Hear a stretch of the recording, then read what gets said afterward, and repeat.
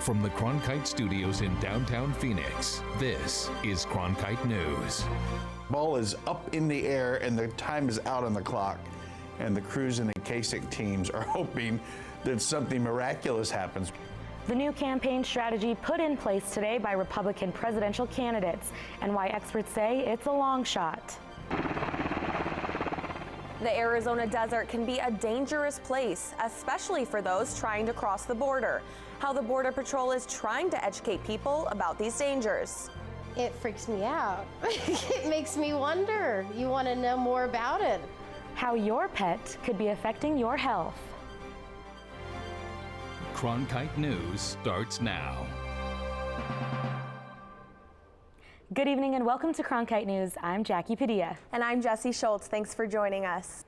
The Phoenix VA hospital has been under major scrutiny recently, but new leadership is hoping to change that. U.S. Representatives Ann Kirkpatrick and Ruben Gallego met with the new director this morning and also heard from whistleblowers. A veteran came up to me and he said, Representative Kirkpatrick, remember this, because they've already paid the price. Now we have to fight for them with all our might, and that's what I continue to do. We certainly have worked hard to change our culture to one where employees feel comfortable raising issues and know that leadership will take action. VA whistleblowers expressed their concerns. Also brought up this morning the need for improvement and change for rural area veterans care. Kirkpatrick and Gallego co-hosted a veterans roundtable this afternoon to hear more about VA care problems, among other challenges veterans face. There's a new strategy in the GOP campaign for president. And it's never been done before. Cronkite News reporter Audrey Wheel shows us why two candidates are teaming up. Senator Ted Cruz and Governor John Kasich are joining forces to essentially divide and conquer in an effort to knock Donald Trump from the lead for Republican nomination. Each campaign issued a statement saying Cruz will focus on Indiana, while Kasich will focus on Oregon and New Mexico. It's a desperate move to salvage the 733 delegates still up for grabs of the 1,237 needed for the nomination. Trump currently has 845 delegates, Cruz has 559, and Kasich has 148. But math aside, one political consultant says this just isn't going to work. Most voters take their vote very sacredly, very special for President of the United States, and they don't like to play games with it. And the two campaigns are asking voters to cast a strategic vote and not a vote of conscience. And that's a dangerous ask. We'll have a better idea of how the delegates will stack up tomorrow when Republicans in Connecticut, Delaware, Maryland, Pennsylvania, and Rhode Island cast their vote. In the control room, Audrey Wheel, Cronkite News. After long hours behind closed doors, the Arizona House and Senate have reached an agreement on the state budget plan. This budget is said to boost spending significantly in Arizona. According to Senate Appropriations Committee Chairman Don Shooter, the budget should be formally introduced tomorrow. As temperatures rise in Arizona, so do the dangers for undocumented migrants trying to cross the border. The Border Patrol has rescued over 300 people in the Tucson area so far this year. Reporter Chloe Nordquist reports from southern Arizona on an initiative to save more lives. As a helicopter buzzed through the desert sky, Border Patrol agents demonstrated a rescue of a migrant stranded in the desert. Last year, 63 undocumented immigrants died in southern Arizona's harsh deserts. Our agency has seen the need to address the issues of border deaths, obviously, with an attempt to reduce to zero, and because one death is way too many. Search and rescue volunteers like Vicente Rodriguez agree. The issues here is the number of deaths, which is one of the biggest things that we look at. The Border Patrol recently added 5 solar-powered phones to rescue beacons. The beacons have a button for someone in distress to push for help. With the Tucson sector, we've seen a decrease in deaths, and we like to attribute that success because of the rescue beacon deployments. Border Patrol now collaborates with local agencies to respond to 911 calls. About 70% of the calls that we get in this office are people that realize that the risk, if they continue, they're going to perish. The Tucson area Border Patrol completed nearly 800 rescues in 2015, but for some, it's too late. Deadly temperatures, drug smugglers, and wildlife are just some of the dangers migrants face when crossing the border. It always seems to be trending towards having more and more decedents found in the desert. The missing migrant team was put together earlier this year to help families find loved ones who disappeared trying to cross illegally. The goal, educate people about the dangers. The hope some will think twice before risking their lives to cross the border. In Tucson, Chloe Nordquist, Cronkite News. In February, Cronkite News brought you to the California border near Tijuana, Mexico, to look at the new biometrics technology, which allows border officials to track who is exiting and entering the country. But some criticize the delay of implementing the new form of security. Cronkite News reporter Katie Berry brings us the many perspectives from Washington.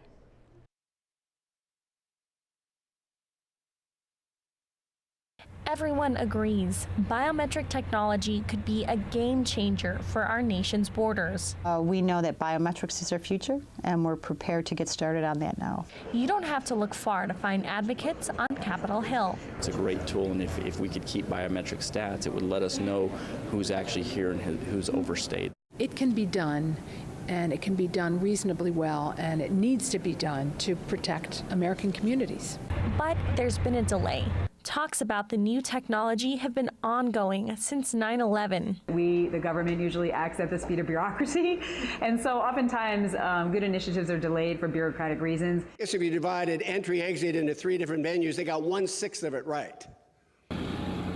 Very little done at the maritime. They certainly haven't done anything at the borders. Deploying a technology that might take me 2 or 3 years to get out the door as I work through all the processes and regulatory actions. Colleen Manaher with Customs and Border Protection says her agency is working diligently. You know, process is there for a reason to ensure that we inform the American public of what we're doing and how we're doing it. I think that every process can have an agile and nimble kind of flexibility to it that we really need to encourage across the government. But skeptics say the added security concern justifies the delay. The public needs to have a clear understanding of how these technologies are used, and the government needs to clearly convey that and also to use them in a limited fashion. And while the government attempts to navigate the bureaucratic process, new technology advances at the speed of business. In Washington, Katie Berry, Cronkite News. The toxic waste spill from the Gold King mine impacted 3 states and thousands of people along the Animas and San Juan rivers. Now, some members of Congress are calling for a criminal investigation. Cronkite News reporter Alexis Dominguez attended the U.S. Senate Committee on Indian Affairs field hearing in Phoenix. Congresswoman Ann Kirkpatrick and U.S. Senator John McCain called for a criminal investigation of the EPA for its response to the toxic spill that cut off irrigation water to Indian communities. During the hearing, Kirkpatrick said that she is outraged at the fact that no one can be sure that the water is no longer contaminated with lead and other metals. And the EPA has failed in their response to remediating these abandoned mines. So there's still a hazard there that we have to remediate. Kirkpatrick says she is especially concerned for infants drinking formula with contaminated water and children living on Hopi lands. I've introduced legislation to address it, to compensate them. We're going to push forward with that. We'd like to get that passed as quickly as possible. Kirkpatrick also called for financial help for the farmers on the land. You heard the testimony from the tribal leaders that the farming season is now.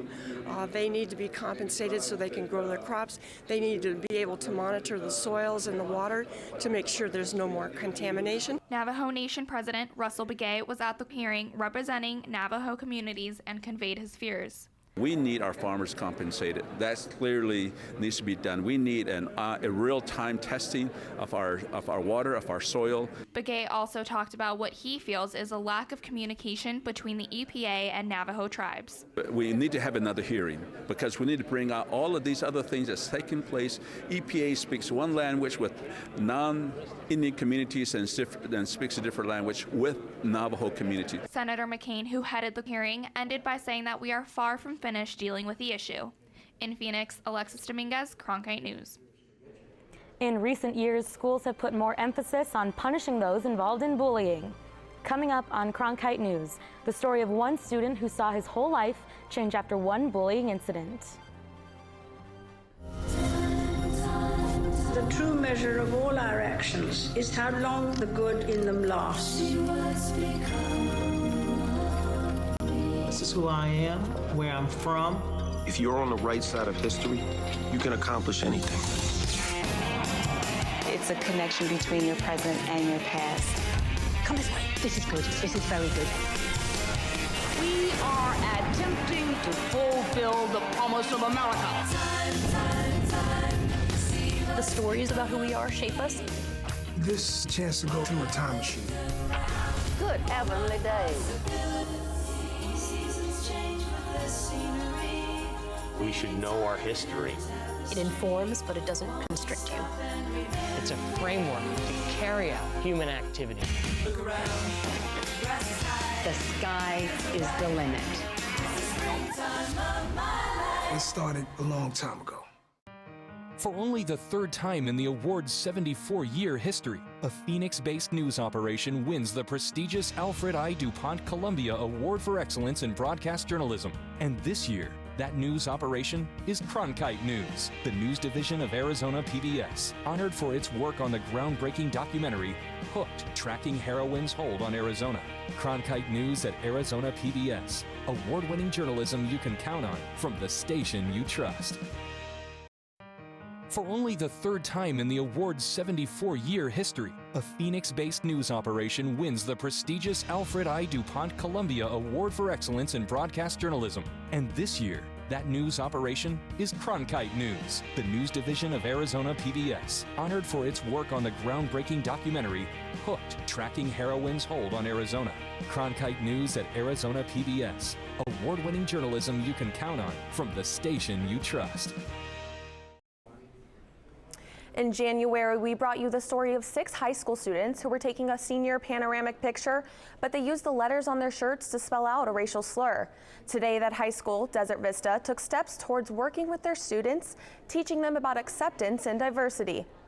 The National Coalition of 100 Black Women contacted the high school to come in and hold an assembly.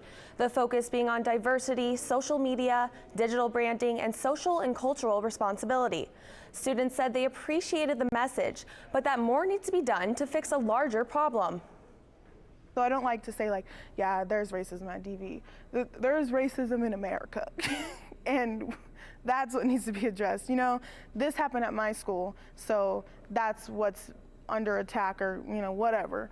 But I think that it would be a loss of an opportunity if people didn't open their eyes and use what happened at my school to teach their students so it doesn't happen at their school. And, you know, because really what it is insensitivity within my generation. The school will be holding breakout sessions today and tomorrow. Smaller groups of students will discuss topics centered around acceptance and looking at a plan for the next school year. 1 in every 4 students report being bullied in a school year, according to the National Center for Educational Statistics. What happens when school bullying goes beyond the schoolyard and into court? Lillian Simpson talked to the mother of a high school senior who was suspended and charged.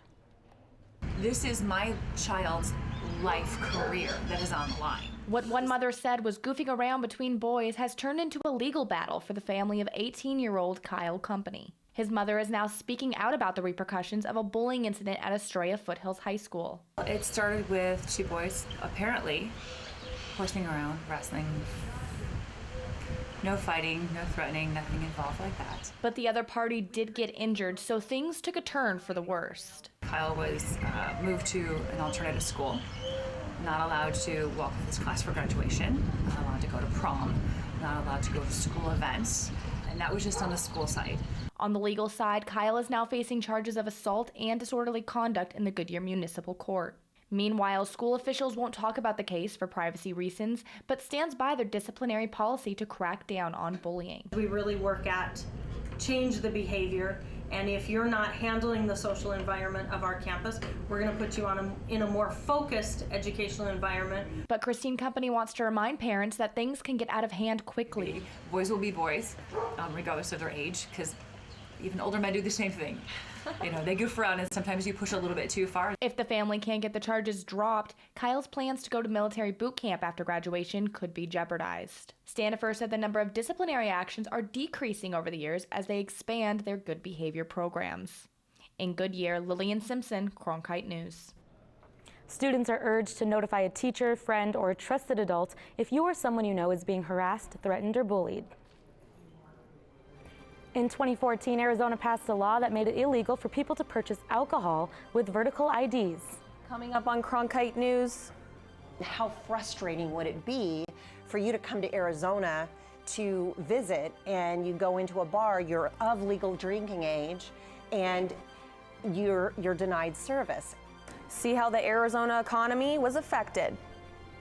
Plus, why 2 ASU professors are asking the public to help them learn about the unique traits of one Arizona native animal. In the middle of rather a drama. I've been thinking about the circumstances of the crime and the nature of love. It's romantic, is it? Isn't it? Seems to me as if the answer is right in front of you. I'm a high-functioning sociopath. You are being irrational. Need to go. Will you do a blood test? No. You want to hit me now? Do you think that makes me a wicked woman, sister? Will the prisoner rise? There is only one thing I would like. Pain. Sex? Heartbreak. Or love? Oh, yummy.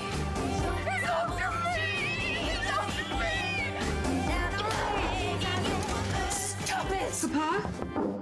Is everything all right in there? This is a box that showed you a world beyond your own. It was just a box, but the world has changed, and so have we. And now the box can be almost any size or shape.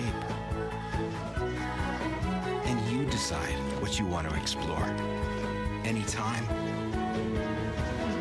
any place. Break out of the box with PBS.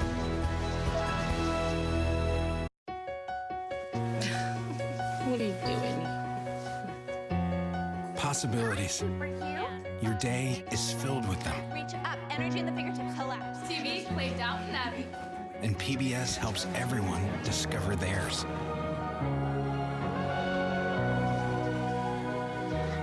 Anytime, anywhere. Up in the sky, you can see it. PBS, we're with you for life. Since July of 2014, retailers in Arizona could only serve alcohol to people with valid horizontal IDs. The Arizona Department of Liquor License and Control says that's because the most commonly faked ID is a vertical ID. Cronkite News reporter Johnny Soto explains how that affected local business and caused the state legislature to make a change. It was rough. We had a lot of customers just turn around and walk away because we couldn't let them in. Even though they were just visiting. It was just kind of irritating, I guess, because I was like, well, I should be able to go out and have fun, and I shouldn't be punished and be forced to have to go and purchase a new ID. The Department of Liquor received frequent calls from consumers complaining and demanding a change. Businesses were losing more customers, which meant less revenue. Lawmakers then realized something had to be done. The new bill that passed, which we fondly call the vertical ID bill, was signed by Governor Ducey and had an emergency clause on it, so it was effective immediately. The bill passed on April 5th and allowed retailers to go back to allowing out-of-state customers to purchase alcohol with either a valid vertical or horizontal ID, something Gringo Star says should have never changed as most of their customers are from out of state. It was hard on our door guys because we would have people cuss us out, just not happy because they couldn't get in the bar. Like it sucked because we lost business, especially from like out of towns, people visiting, or like spring training season. It took a toll on us.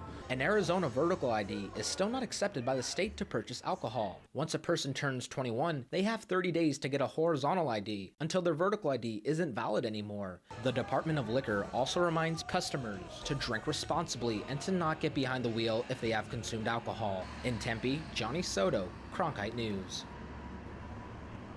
If you search around Arizona's deserts, you may find a special lizard named the Gila monster. Cronkite News reporter Nick Pope talked to 2 ASU professors who launched a crowdfunding page to learn more about the reptile and its traits. It's a unique creature that is native to Arizona, and now there's a push to learn more about them. A Gila monster is the largest lizard that lives in the United States.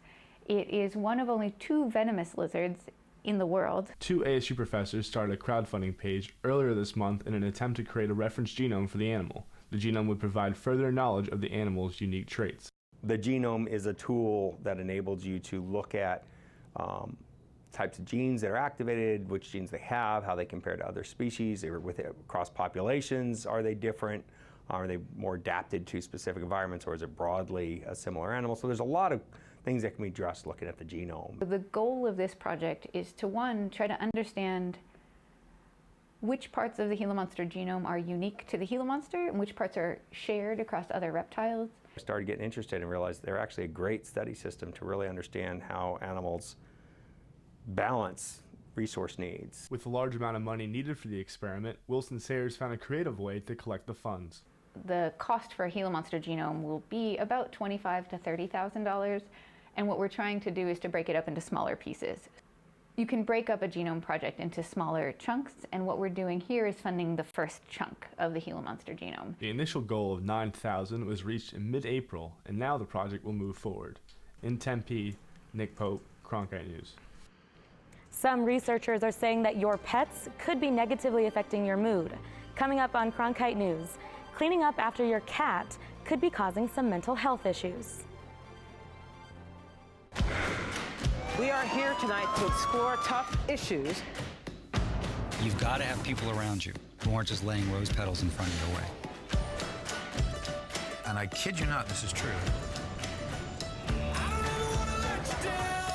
Trust is everything. This has been so much fun.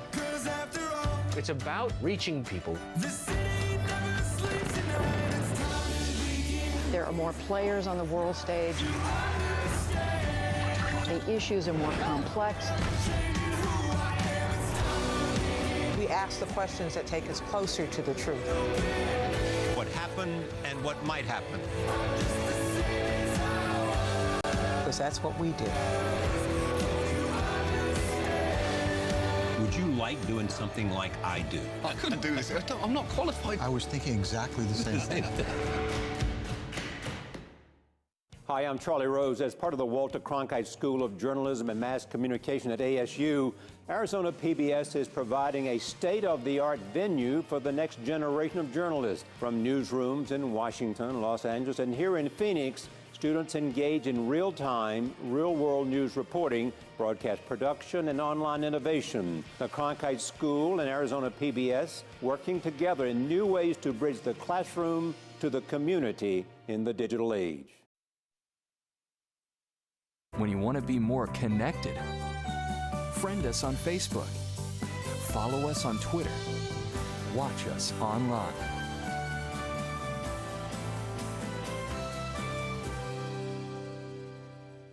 Become a news source for the Arizona PBS Public Insight Network.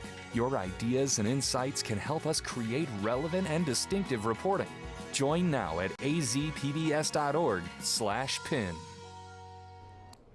Cats have always been that furry friend that provides a form of stress relief and companionship. But now a new study shows your pet might actually be dangerous to your health. Reporter Ben Brown tells us why cats could be causing psychiatric disorders. The answer is in the poop. Every time you clean the litter box, you're at risk of getting toxoplasmosis, a parasitic disease that has been linked to impulsive aggression and extreme bouts of anger. Cats and their owners share a special bond. I love them. I just love them. But new research from the University of Chicago might have some people worried. It freaks me out. It makes me wonder. You want to know more about it. The recent study has found a connection between toxoplasmosis and intermittent explosive disorder, or IED, a psychiatric disorder with symptoms such as impulsive verbal and physical aggression. Well, toxoplasma can invade and infect other areas of the body. Certainly, muscular, nervous system, brain are all areas that could theoretically be involved. Cats shed the parasite in their poop, and a person can then be exposed when not properly washing their hands after changing the litter box, then ingesting it by putting their hands around their mouth. It's a parasite that cats get from hunting and eating animals. But where the parasitic disease becomes a big concern is with pregnant women. That's the only time anyone ever mentioned anything about kitty litter, or they just said don't do it while you're pregnant. In people, it has been associated affecting the placenta and potentially causing abortion. So one of the reasons that the advice often given is to ask women who are pregnant to not clean the litter box. But the good news, I think, any hysteria over cats, is unwarranted. Teresa will be informing her friends about toxoplasmosis. I think they should tell you before you adopt a cat. I mean, that's important. But says her cats aren't going anywhere. Washing your hands, cleaning the litter box daily, and even using gloves are all ways to help ensure you don't get the parasite. But who knows, you might already have it and not even know it. An estimated 60 million people already do, according to the Centers for Disease Control and Prevention. However, in most cases, there are no serious health concerns. Ben Brown, Cronkite News. Cronkite News is proud to be the news division of Arizona PBS. Here's what's coming up on Arizona Horizon and PBS NewsHour. On the next Arizona Horizon, we'll discuss the impact of parks in Arizona on this National Park Centennial. And we'll look at the future of Phoenix as the quintessential suburban city. Next Arizona Horizon. I'm Judy Woodruff on the next NewsHour. Rebuilding Nepal 1 year after a devastating earthquake shook that country. That's Monday on the PBS NewsHour.